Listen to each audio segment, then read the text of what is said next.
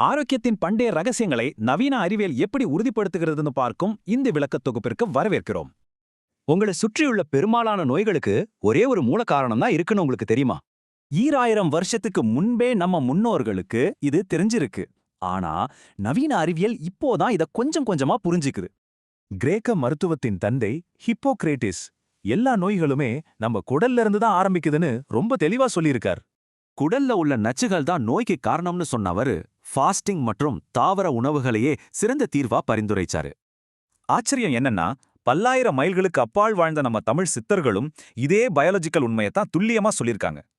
அகத்தியர் கீரை, பழங்கள், கிழங்குகளை அதிகமா சாப்பிட சொன்னார்.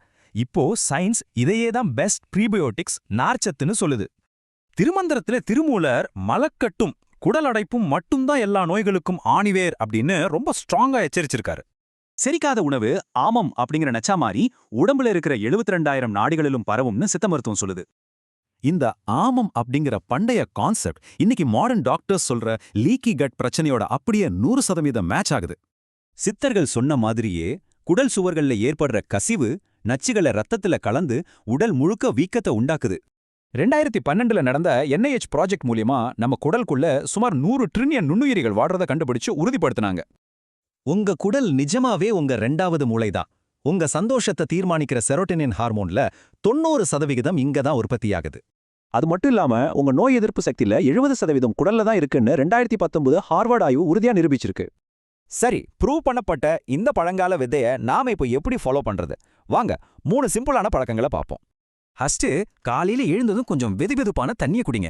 இது குடல் இயக்கத்தை தூண்டி விட்டு நச்சுகளை எல்லாம் சூப்பரா வெளியேற்றும். 2வது, அகத்தியர் முறைப்படி உங்க மெயின் ஃபுட்டை சாப்பிட்றதுக்கு முன்னாடி முதல்ல கீரை அப்புறம் காய்கறிகளை சாப்பிடுங்க. இப்படி நார்ச்சத்தை முதல்ல சாப்பிடுறப்போ அது குடலை பாதுகாத்து பிளட் சுகர் ஏறாம தடுத்து நல்ல பாக்டீரியாக்களுக்கு உணவாகுதுன்னு சயின்ஸ் சொல்லுது.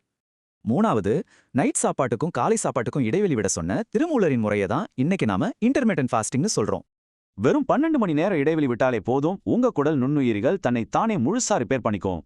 இந்த மாதிரி பண்டைய அறிவியலும் மாடர்ன் மெடிசனும் ஒன்னு சேரும். இன்னும் பல இன்ட்ரெஸ்டிங்கான விளக்கங்களுக்கு மறக்காம சப்ஸ்கிரைப் பண்ணிடுங்க. சுருக்கமா சொல்லணும்னா, இன்னைக்கு நைட்ல இருந்தே நார்ச்சத்து உணவுகள் அப்புறம் ஒரு 12 மணி நேரம் ஃபாஸ்டிங் மூலமா உங்க குடலை குணப்படுத்துங்க.